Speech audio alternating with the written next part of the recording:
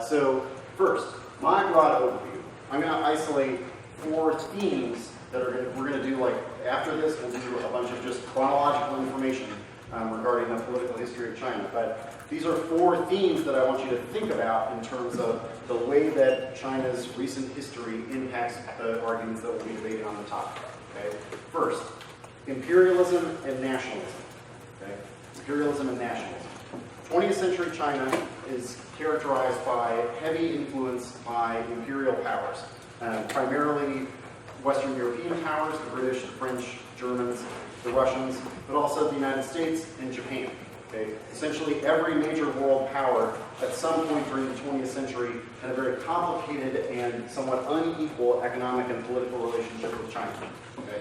Revolutionary political movements in China in the 20th century reflect a nationalist passion to end foreign control over its economic resources and political development. Okay?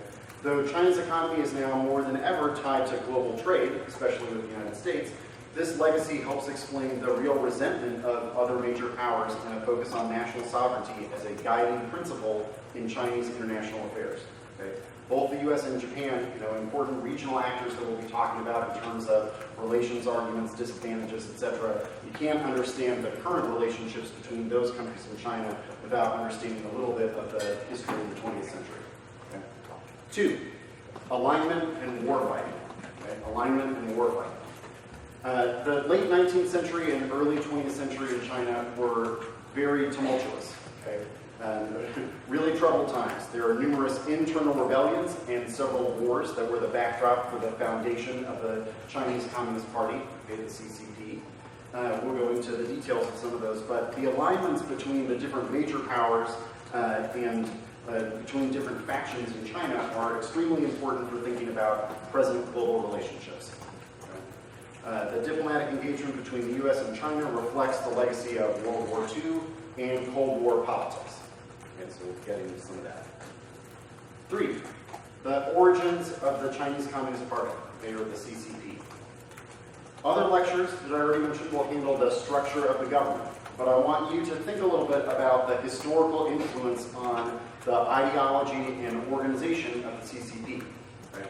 All of the important figures for decision-making post-World War II in China were veterans of several different conflicts. Right? They were part of revolutionary political movements that at different times nearly died out, were at war with various major powers or other factions in China. And in that context, it's pretty easy to understand some of the emphasis on regime stability and party credibility within China. Right? You're talking about a party that has its origins in a real struggle for existence, and one that nearly disappeared prior to World War II. 4th major theme. Okay. Models for economic development. Models for economic development. The last 70 years have produced one of the most dramatic economic transformations in history in China. The CCP rule in China has seen tens of millions of people leave poverty. Many of the most important fights in Chinese party leadership have been over the choice of economic models. There's been pushback in terms of the degree of the radicalization of transformation under communism, and then subsequently fights over the degree of liberal market-oriented reforms that the party implemented later. Okay? The originally CCP rule produced nationalization of all property. Okay, there was a revolutionary attempt at economic self-sufficiency, and later this transformed into an export-led, market-driven global economy. So we need to cover some of the important economic transformations in China during this time period as well. All of the case debates that you'll have about economic engagement depend in part on understanding why China's economy is structured in the way that it is now. Okay? So, chronology. And this is where we're getting into just set of events. Okay, we'll start off first period. We're going to do brief, this is, I'm an old person, I like old things, so we're going to do a brief little thing about the 19th century, okay, 1800s. But they're important for understanding a bunch of the future developments. Okay. In the 1900s, that's the sort of tail end of the Qing dynasty, okay, ruling China. There are a couple important events that I want to highlight here. First, the Opium Wars. This is 1839 to 1842. This is a war initially between China, Imperial China, and the British government. Okay? The British government wanted to open up China to additional trade coming from other parts of the British Empire, primarily India. The reason that this is called the Opium Wars is that one of the primary British economic interests at the time, a lot of opium produced in Bengal and India. Okay? It's like British have a lot of opium, British traders need to sell that opium. China is a very large market, like we're going to sell that in China. At the time, China's imperial government severely limited foreign trade. Okay? All foreign trade with China, so anything coming in from the outside, especially with European powers, had to come through one port city. Right? Like all of those ships, they go to one place. And anybody who's conducting trade in China had to deal with a special set of merchants who were designated as these are the only people who can trade with foreign powers. Okay, so highly restricted. The British government really didn't like this. They sent a series of ambassadors to try to negotiate a series of trade treaties with China. That all failed. This eventually resulted in military confrontation. The British Navy and a small portion of the British Army invade a portion of China. And China's military doesn't do very well in this set of conflicts. It becomes clear that the British are a real threat to the stability of imperial rule. And so the Qing dynasty negotiates a series of treaties with Britain that are referred to as the unequal treaty system. Okay? The unequal treaty system. In this system, okay, China ceded control over foreign trade. Okay? They agreed to a series of limitations on tariffs that they could place on foreign goods, so they weren't allowed, they were banned by treaty for collecting much more revenue for the government for foreign trade. Okay? They gave up legal jurisdiction over all British nationals living in China. So it's like anybody who was a British trader, if they broke the law in China, China had no legal jurisdiction over those people. They were going to be tried by British courts or dealt with by British authorities. This is the first of a series of real imperial insults to Chinese economic self-determination. Okay? Part of this treaty also resulted in the cession of Hong Kong to Britain. Okay? So in thinking about contemporary relations, a lot of this history goes back a long way. Okay? The reason that Hong Kong is right now a separate political system incorporated under Chinese rule reflects the fact that it was ceded to the British during this series of kind of imperial conflicts over trade. It's a very long legacy. Okay? Eventually, France, Germany, Russia, Japan, all these other powers negotiated similar treaties with China, all unequal. Okay? And clauses in those treaties basically dictated that whatever the most favorable conditions in any one of the treaties with foreign powers was with China, all of the nationals of other countries would enjoy those treaty rights in China.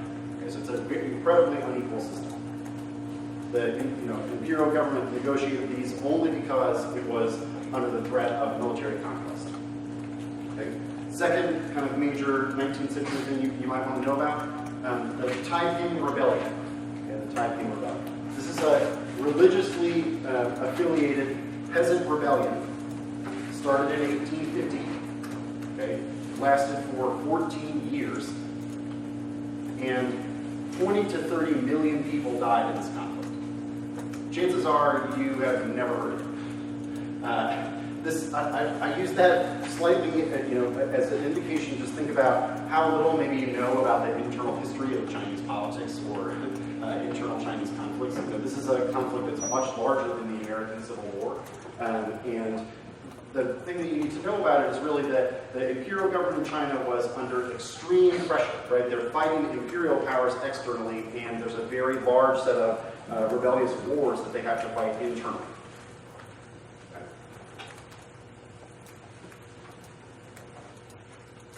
Last 19th century event that we'll mention here is the first Sino-Japanese War.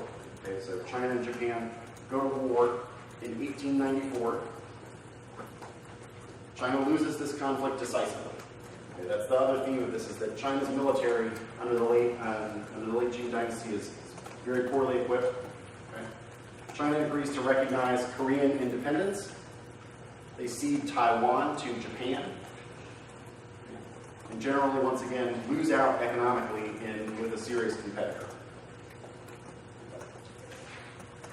Other thing to note about this set of events is that in the Chinese Communist Party, okay, Mao, the eventual leader of Communist China, interprets the Taiping Rebellion and all of the difficulties that the imperial government had as proof that the kind of engine driving Chinese history is a series of exploitative economic relationships, okay, feudal economic relationships where the gentry exploit the peasants, okay, and he understood the Chinese Communist Party as an outgrowth or an extension of this set of rebellions.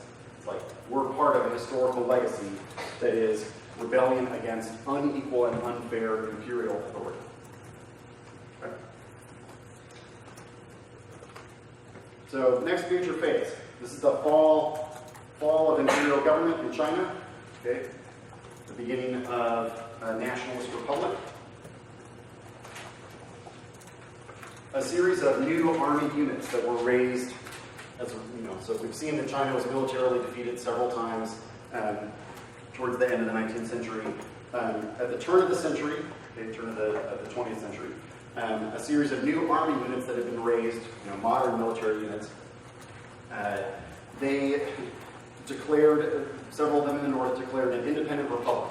And they said, Sun Yat-sen, okay, maybe you want to remember Sun Yat-sen, a nationalist revolutionary, currently in exile, said that he's going to be the president of an independent republic. The thing to know about this is both the Chinese Communist Party, the nationalists that they fight with later, essentially everyone tries to claim Sun Yat-sen's legacy as part of their political legitimacy. They see his statement of Chinese nationalist principles as kind of the first instance in which modern Chinese political authority stands up to outside powers.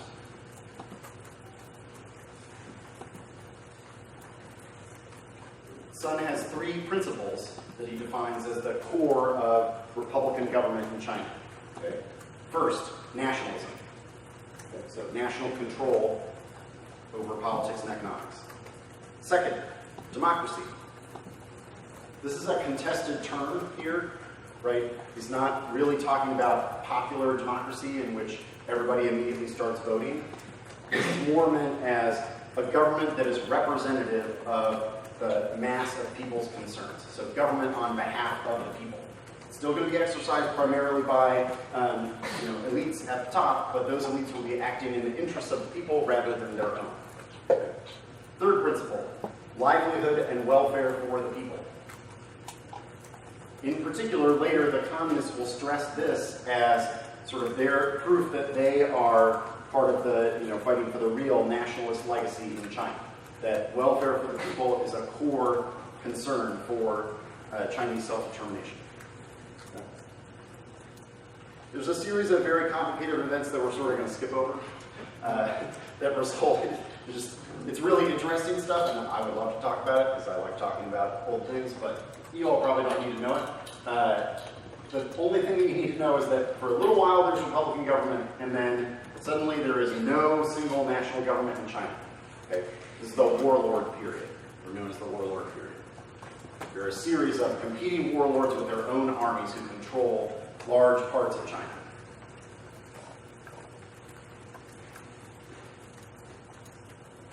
During this period, one of the things that another kind of important cultural and political movement that you should know the name of, okay, is the May 4th movement. The May 4th movement. This is a popular rebellion, or strike, really, a very, very large strike, that starts on May 4th, shocker, 1919. It's triggered by the signing of the Versailles Treaty. Okay? The Versailles Treaty ends World War I. Okay? So it's the treaty negotiated between the Allied and the Central Powers.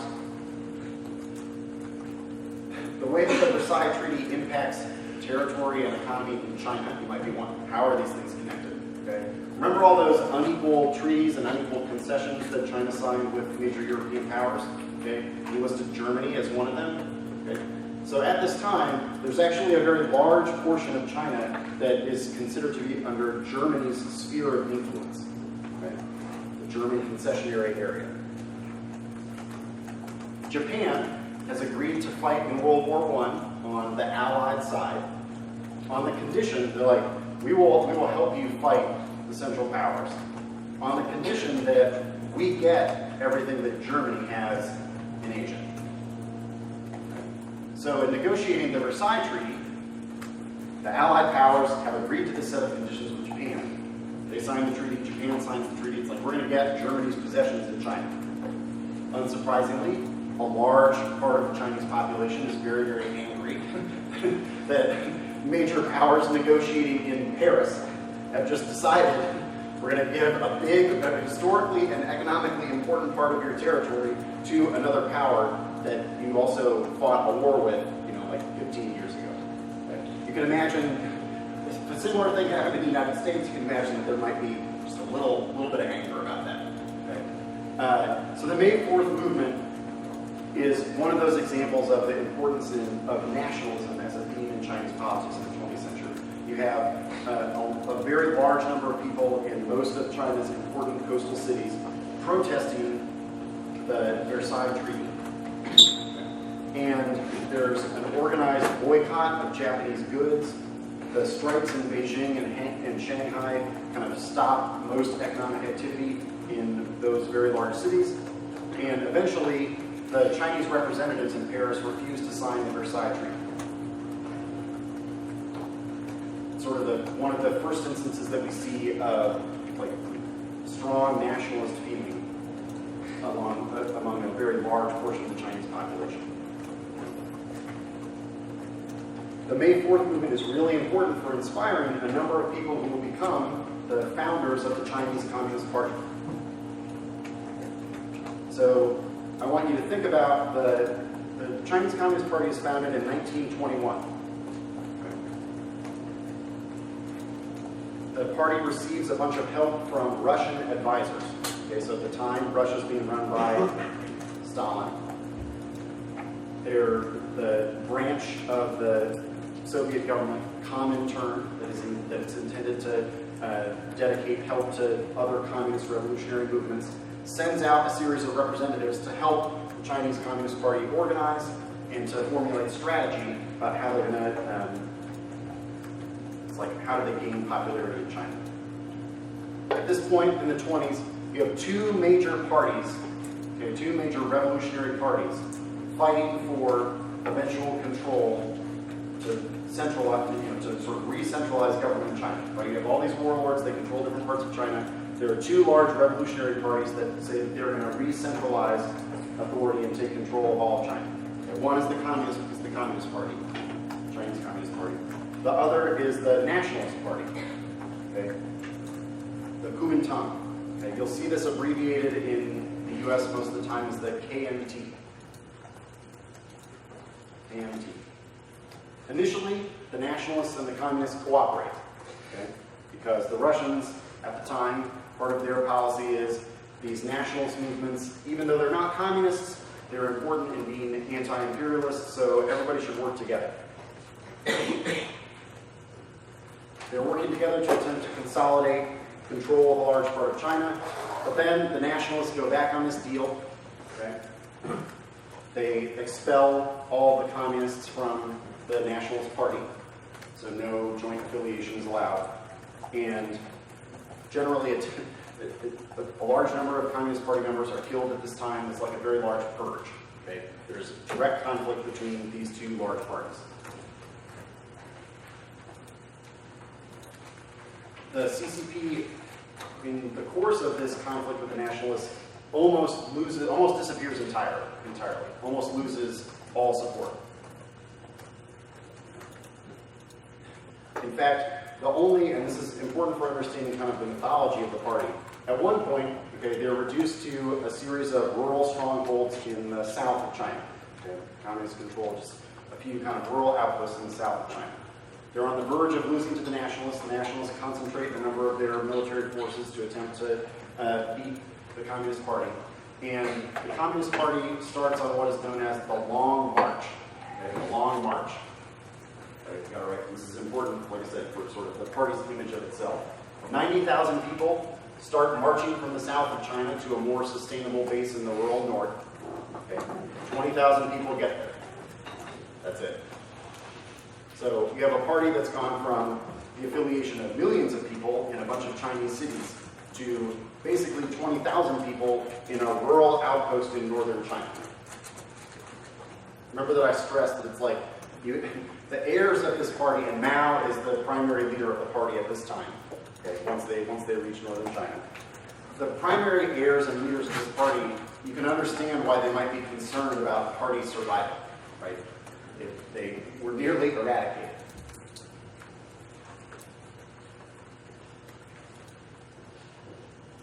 Okay, we'll switch gears for just a second. Stop talking about the nationalists versus the communists, because there's another. I told you that the history is very tumultuous. There's another war that's about to start in China. Okay, this is 1937, the Second Sino-Japanese War. Japan at the time controls Manchuria, which is a large province in the northeast of China. That their control of Manchuria is part of that kind of set of unequal treaties. We don't need to go into the entire background there. Okay, just there are a bunch of Chinese army units stationed in Manchuria, traditionally considered a part of China. There's an incident in which Chinese and Japanese troops start firing at each other. This triggers a full-scale war, okay? And the Japanese army takes over most of the wealthy, industrialized portions of China. Okay. This is all prior to World War II starting. The Japanese army takes over most of coastal China, right? So Shanghai, Beijing, all the important cities on the coast you probably heard of. Japan takes over all of that. The nationalists and the communists agree, once again, to collaborate. Okay, rather than fight each other, it's like we've got to fight Japan. And, you know, if you want to think about why there is lasting, you know, conflict or enmity between China and Japan, just consider the fact that Japan took over a very large portion of China during the 30s. And there were a number of instances of atrocities during this conflict. Okay, if you've ever heard of the so-called rape of Nanking, okay, in which the Japanese army takes a major Chinese city, there is mass looting, large, mass killing. This is an atrocity that is internationally recognized, but not by Japan. Okay. In fact, Japan's current prime minister, a nationalist himself, essentially refuses to acknowledge that this set of atrocities occurs, and generally thinks that any, disparagement of Japanese conduct during World War II is unjustified. So, once again, thinking about very long historical legacy, right?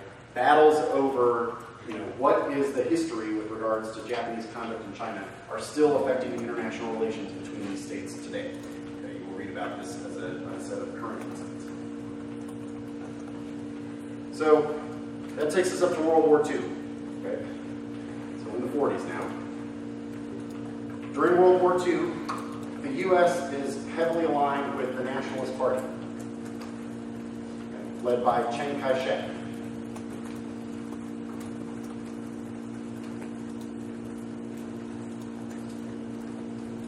When World War II ends, right,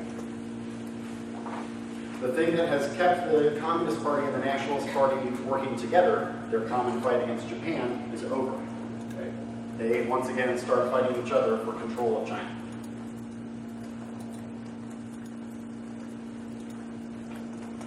The Communist Party wins this fight decisively. Okay? So World War II ends in 1945. By 1949, the Communists win control of China.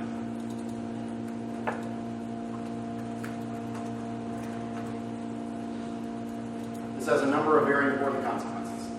First, the remaining nationalists, okay, including Chiang Kai-shek, They leave mainland China and go to Taiwan, island of Formosa. They declare a different state, like we're the real China. The U.S. recognizes the nationalist government in Taiwan as the Republic of China, the real government of China.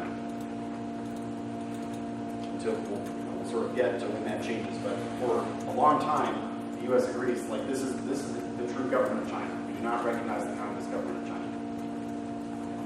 So this sets the stage both for thinking about, like, why is the conflict between China and Taiwan so bitter, right? And sets up some thinking about when and how the U.S. committed itself to defending Taiwan. That commitment goes back to the end of World War II and the fight between the communists and the nationalists. This is also, the nationalist defeat is a huge blow in prestige for intelligence and military officials in the United States. Right? The fight over sort of who lost China, how did this happen, it helps set the stage for the Red Scare and a number of other important events in U.S. political history where there's a great deal of concern over, like, the communists managed to take over all of China. How did this happen? How did we not know about it? How did we not prevent it from happening, given that we were allied with the nationalists?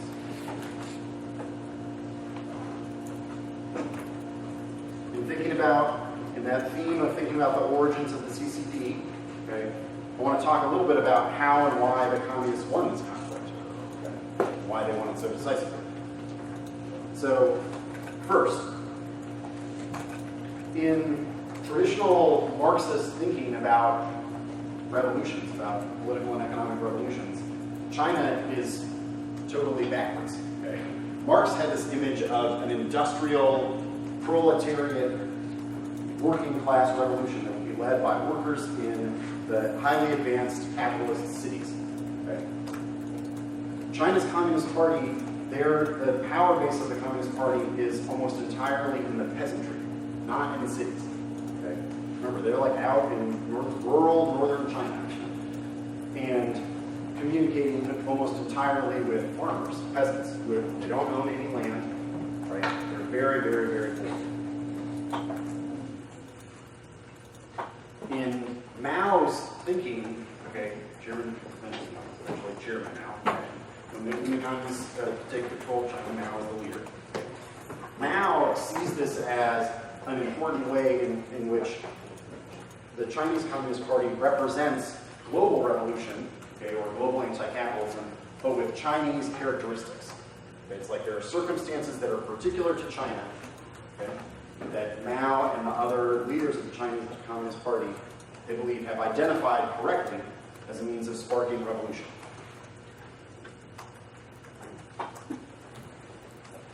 This explains why there's a lot of focus in the early rule of the Communist Party in China. There's a great deal of focus on agriculture and land redistribution. Okay? Their base is a set of peasants who have no land, very unequal, economic system. And so a fundamental part of Mao's program is we are going to change the distribution of land entirely in the rural countryside of China.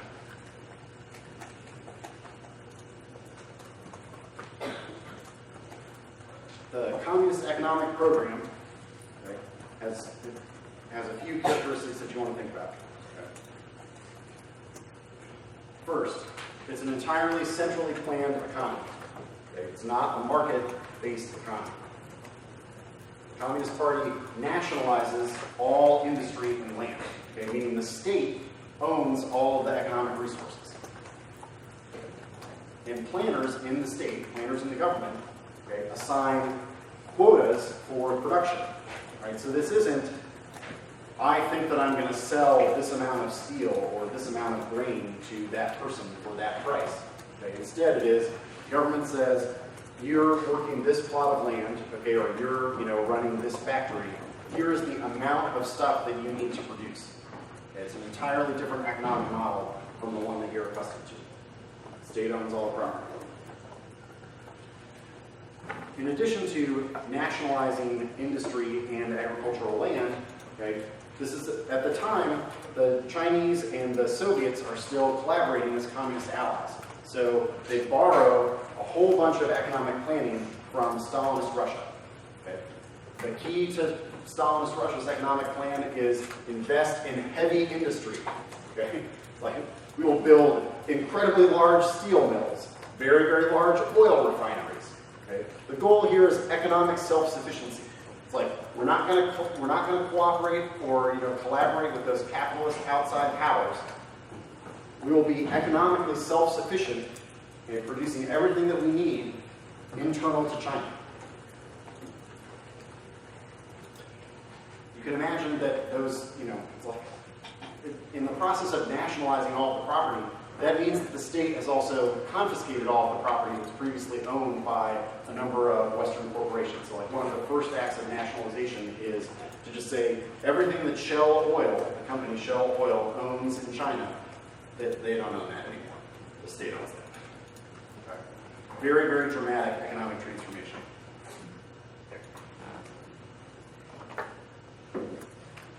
The theory of government that Mao has is that this is a stage of, quote, democratic dictatorship. Okay? This might seem a little odd for us thinking of some of our conventional definitions of democracy, right? Where we think of that as, democracy involves voting by everyone to select a series of candidates and representatives that will then, pass the set of policies that, in theory, that people want. This is a model of democracy, like I mentioned earlier, that is primarily about we need to represent the interests of the mass of people in China. Okay, so the theory is that the Chinese Communist Party will exercise dictatorship and control over reactionary or exploitative classes on behalf of the people.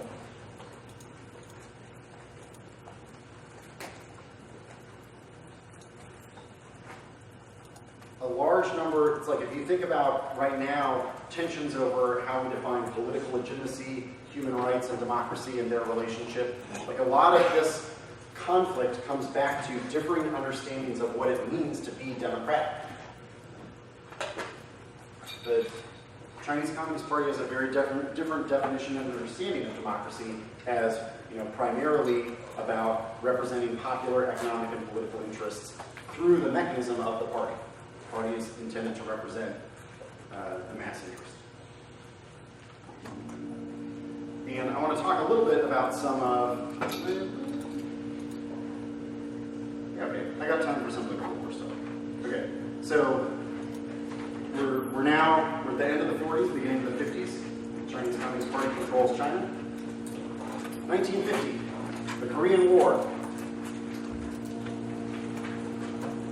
Korean War. Communist North Korea, capitalist South Korea are at war. There is a UN mission that is fighting on behalf of South Korea, okay, UN intervention. It's largely the UN troops are from the United States, very large US presence. The UN forces start to win the Korean War, and they get very, very close to the border with China. China decides to intervene on behalf of the North Korean state.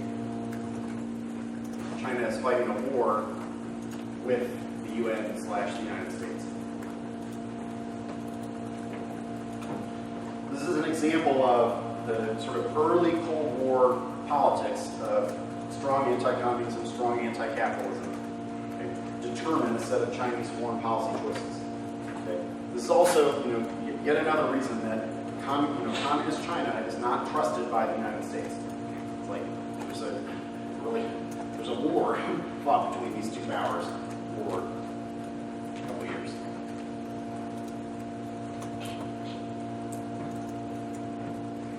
Okay. Next major section, Mao's political leadership. Okay, so this is the early communist China.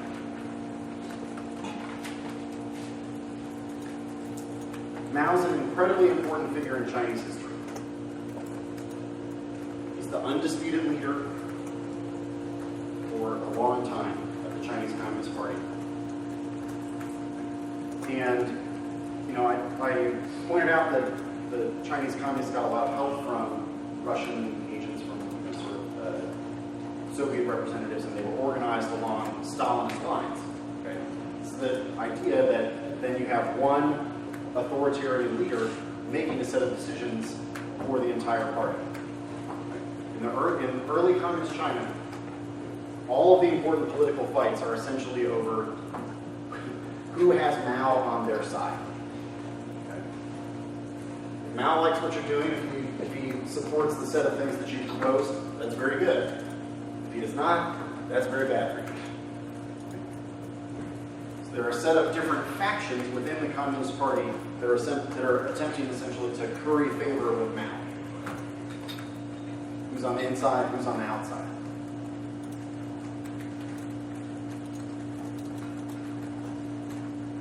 The second lecture today that's going to deal with governmental structure will get into some of the present-day implications of these factional fights. Okay? But you also want to think of like the internal politics DA, the Chinese politics DA that's Lindsay's generic. They'll be working on basically a modern version of this set of issues. Okay? The factionalism of the Chinese Communist Party was very important up until the present day, because during its entire history, you have a set of party officials who are essentially vying for the favor of whoever is at the top. Okay? Mao has a couple important major organizing principles that you should know the names of. The first is the mass line. Okay? The mass line. Quote from Mao, correct leadership comes from the masses and goes to the masses. Correct leadership comes from the masses and goes to the masses. This philosophy reflects the way that Mao, in guiding the party during its days out in rural China, okay, is concerned that the peasant base is always where the sort of communist should draw from. The tool for implementing this is the mass campaign. Okay? So in Mao's policies essentially take the form of a series of very high-level campaigns throughout the country, okay, in which a series of policies, slogans, and ideological concepts are announced, and they become, just imagine being bombarded with a set of information about how to conduct yourself, what's important right now, what are our economic policies, what's our political development look like. That's Mao's sort of governing tool for the early years of Communist China. And there's also a tendency here to turn any political issue into a moral issue. Okay? Mao treats his political opponents generally as class enemies, okay? They're reactionaries. And as a result, right, that means that you're not just having a dispute over which direction you're going to go.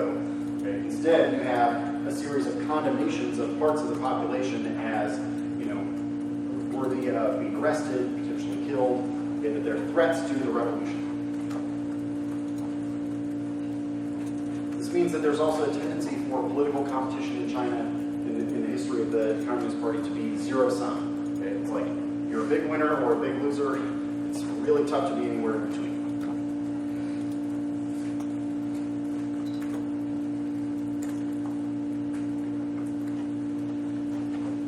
Mao also is, he's very committed to the concept of a near permanent revolution. That is, that the radical transformation that occurs in the communist takeover of China needs to be continued in a series of additional revolutionary transformations of the economy.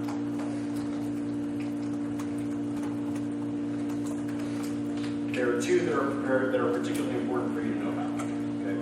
One is the Great Leap Forward. Okay, the Great Leap Forward. This is 1958. Okay, Mao announces the Great Leap Forward. Mao says China can, complete the transition from socialism to communism far faster than we expected. Thus, Great Leap. Okay, we're going to go ahead and supercharge our economic transformation. And there are sort of two ways to do this. Okay? One is to change, once again, who owns all of the land, or sort of how the agricultural land in China is operating. Okay? We said already that land has been nationalized. Okay?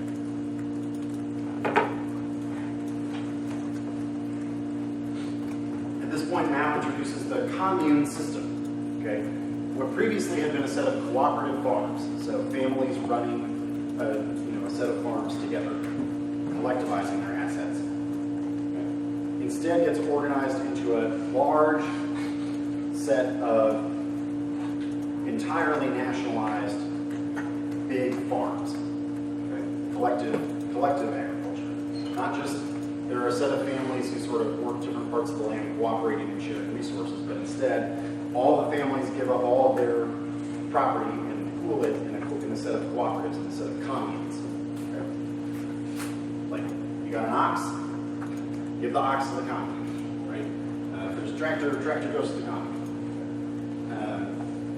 And this is combined with Mao's idea that China can leverage its population to increase industrial production at the same time that it rapidly increases agricultural production. So he instructs, one of the sort of big examples of this is the so-called backyard steel furnace.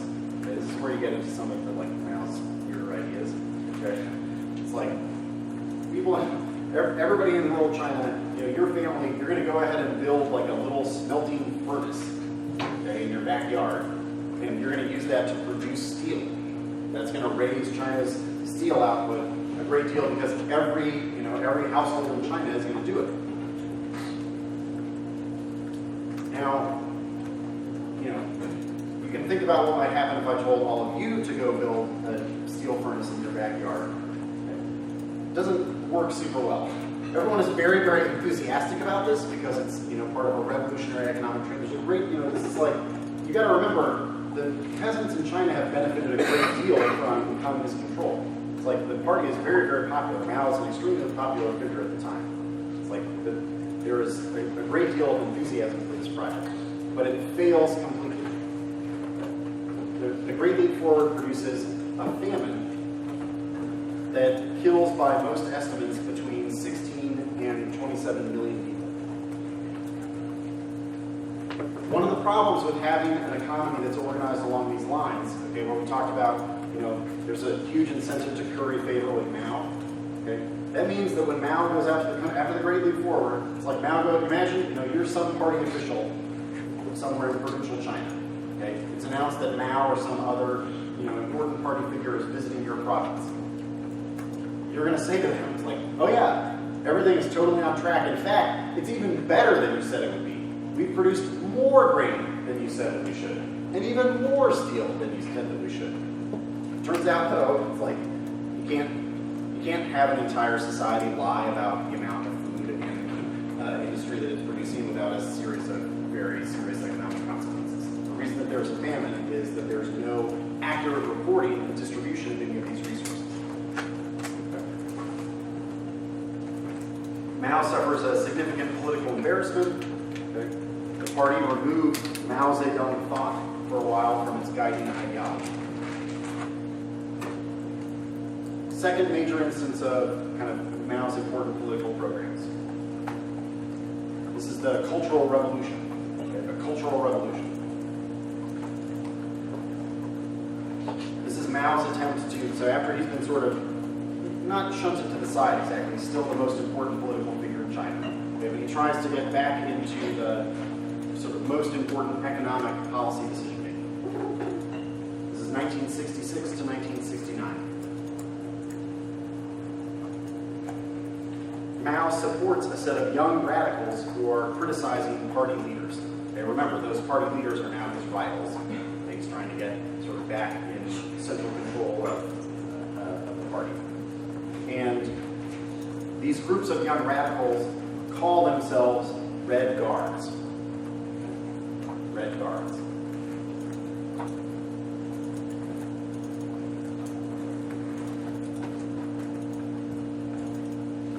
That means that they're young people who are interpreting themselves as the guardians of revolutionary China. Right? We are the genuine revolutionaries.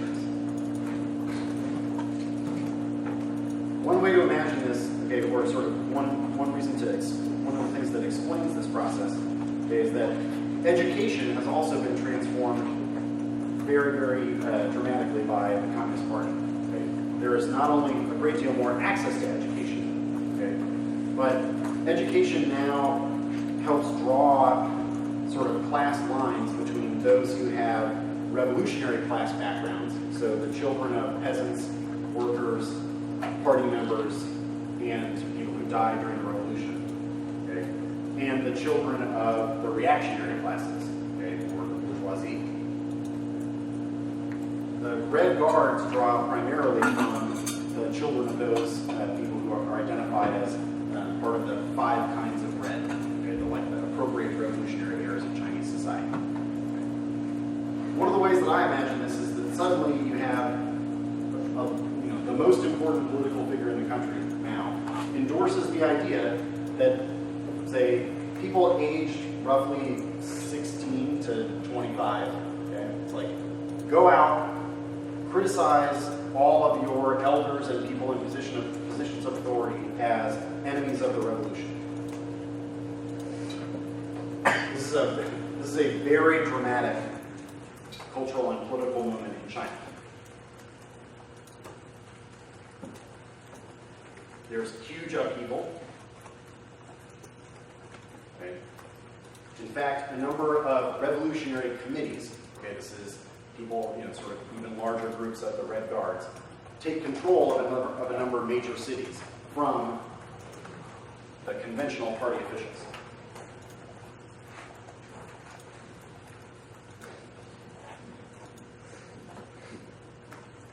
This is a second major economic disaster.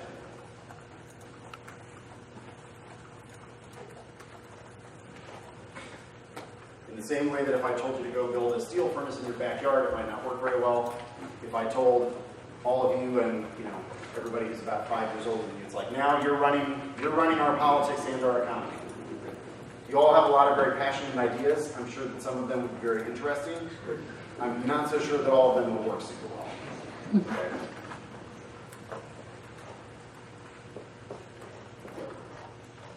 Part of what's going on in this time, too, is the development of sort of Mao's personality cult. Okay, when you're used to, anytime that how many of you have seen those giant posters of Chairman Mao's face? Okay, yeah, but most of you. Okay, this illustrates the sort of the force and the power of the Cultural Revolution, right? People outside of China, this is in some ways their image of Mao is produced by this era, in which, okay, there's a series of party officials who essentially say, whenever there's any question, Chairman Mao has answered that question. Okay? There is, at the time, the army, the PLA, the People's Liberation Army, produces a small book of Mao's quotations and Mao's thoughts. Okay? What becomes known famously as the Little Red Book. Okay? This is distributed to millions of soldiers in China.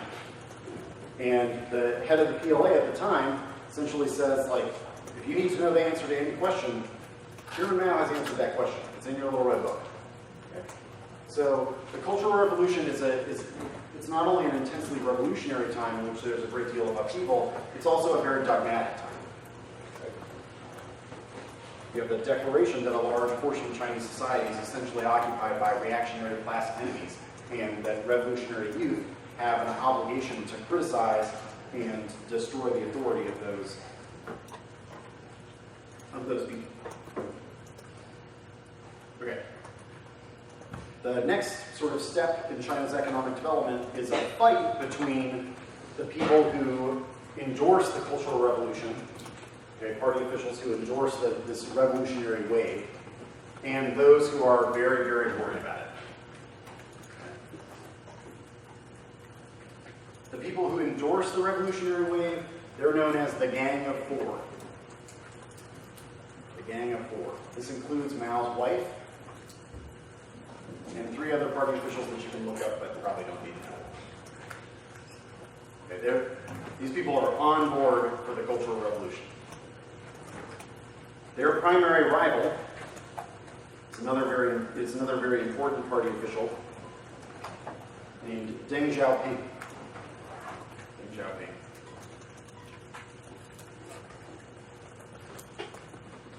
Just as an example of that factional fighting theme that I mentioned earlier, Deng Xiaoping at this point has already been purged from the party, rehabilitated, purged again, and is now attempting to win his way back into central authority.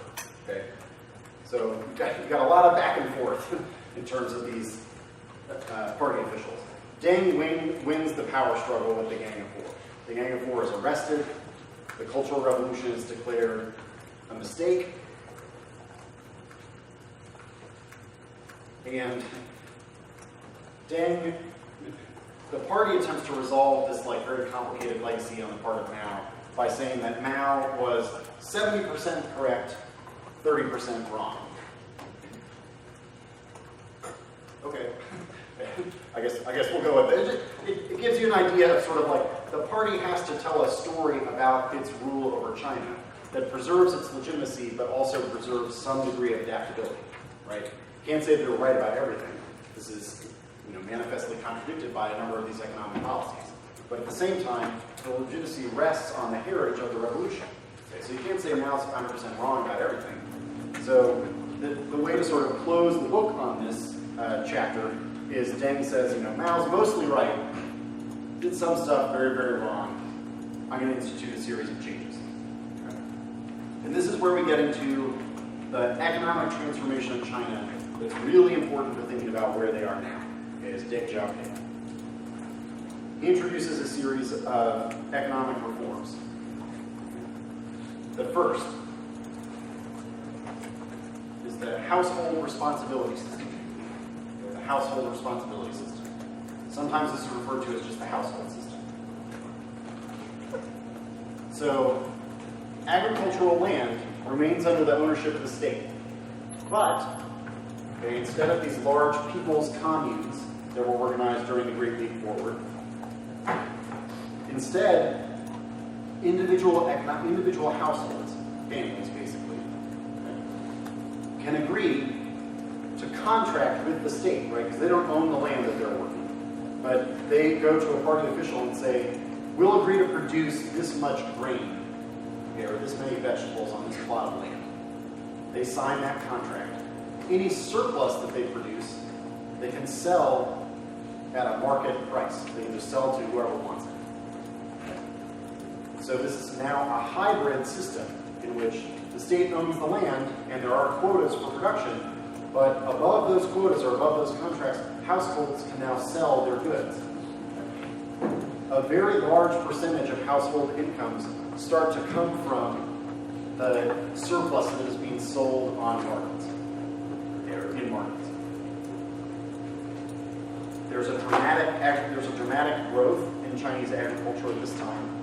Okay. The economic reforms, according to most people, are highly beneficial for the Chinese agricultural class, the peasants. Second major economic policy, the special economic zones. Special economic zones, SEZs. Right? This is where it reintroduces foreign investment in China. Right? He designates initially certain cities, but then later whole provinces, where foreigners are allowed to invest in China.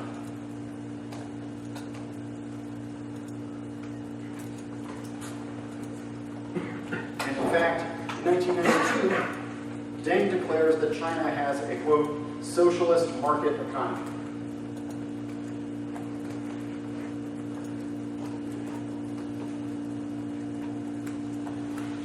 Two of the slogans that you might want to know from Deng that you see quoted in a fair number of times. One is, to become rich is glorious. Okay? To become rich is glorious. Two, okay? And this is it's attributed as a provincial saying from where Deng is from. That Deng says, doesn't matter what color the cat is, as long as it catches mice. Okay? This is a way of saying essentially markets or, sort of mixed capitalism, socialism, white or red. Okay? Doesn't matter what color the cat is as long as it catches mice. I care more about what works for economic growth than ideological purity.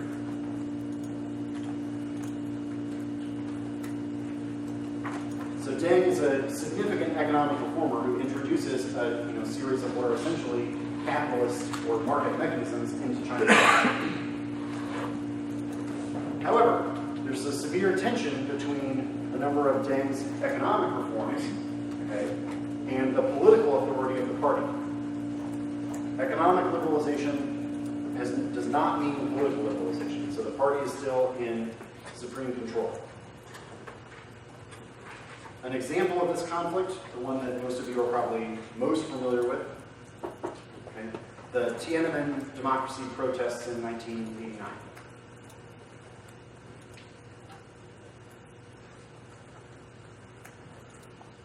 Young students who are very angry about the rigging of party elections, angry about the corruption of party officials.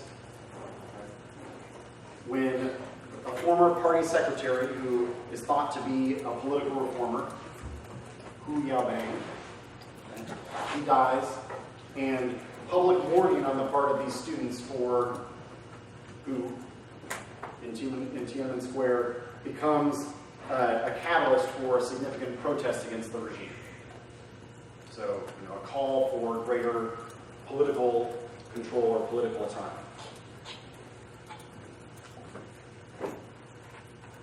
Deng's ally, the premier, Zhao Ziyang, agrees to participate in a set of dialogues with the students in Tiananmen Square. A number of other more conservative party officials think that this is way too soft a line to take with these students. Okay? They secretly dismiss Zhao. Martial law is declared, so that means that the military begins to exercise a police function, martial law. The People's Liberation Army, okay, the army, comes in and disrupts the protest. A number of protesters die.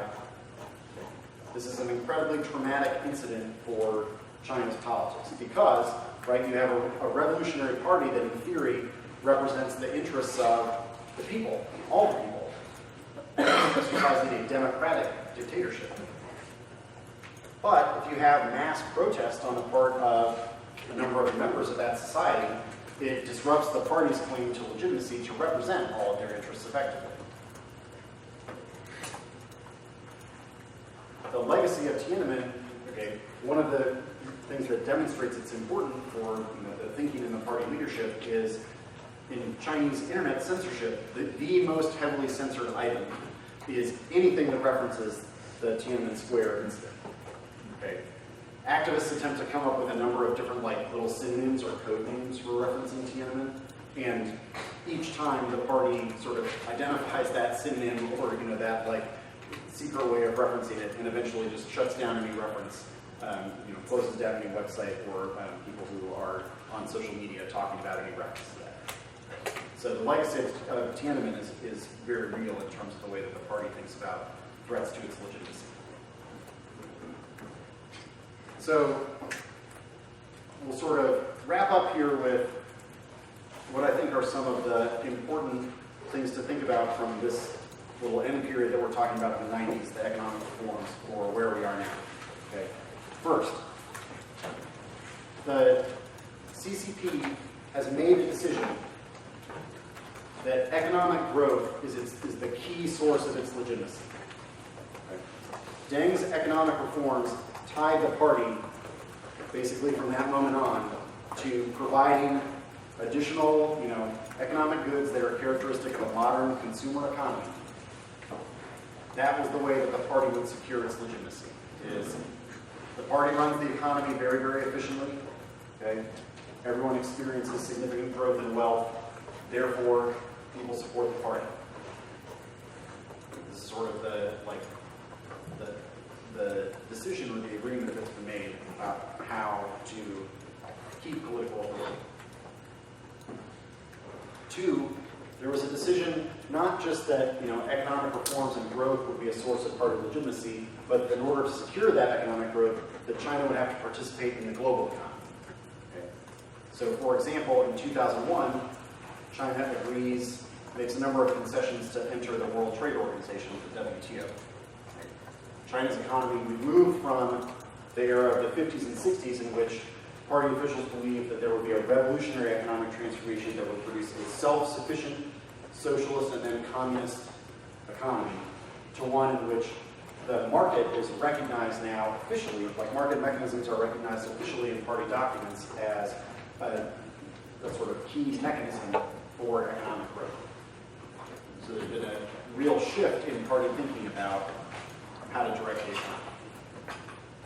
And the party now has to deal with a number of the consequences of that sort of high growth strategy for maintaining political legitimacy. This manifests itself in a number of ways. One, intense environmental problems. The air quality in Beijing, just as an example, is atrocious. It never meets the health standards set by the World Health Organization for being okay to breathe. If you're outside in Beijing, you are, according to the World Health Organization, essentially at all times creating a health problem for yourself. And that's just one example. Like a huge number of China's rivers are considered to be heavily polluted with heavy metals and the other things that come from doing so much intense industrial production. Okay, so you now have a situation in which the people who are enjoying the benefits of that sort of high growth economic strategy are also reaping some of the costs. That is, they live in an environment that is intensely polluted, and there is a great deal of concern that the party can't deal with that set of environmental problems. The other is a serious divide between the coastal, sort of rich coastal areas and poorer rural interior. All of those special economic zones that Deng created, they're initially in major coastal cities.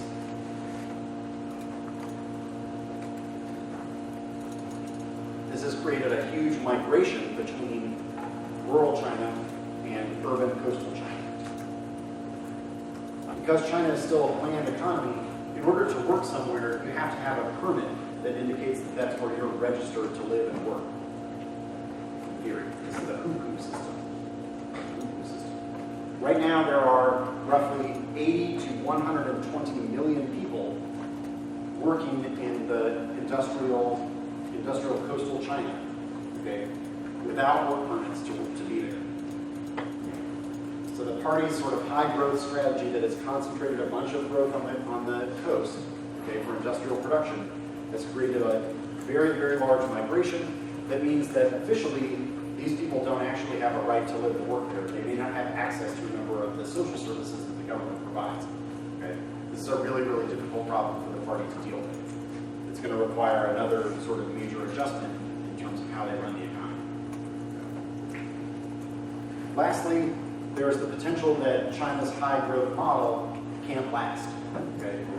The party has sort of made this deal where high economic growth is the source of party legitimacy. Maintaining very, very high levels of growth over the next couple decades is going to be much more difficult than it was to generate those levels of growth in the 80s and 90s. It's like China reaped a lot of the benefits from introducing small market reforms already, and now it's very, very difficult to control an economy that is as large as China's, that has grown as rapidly as China's. My generic actually will be getting into a bunch of that stuff in terms of China's economic legacy. Okay, so that's our whirlwind tour of China in the 20th century. Hopefully helpful and useful.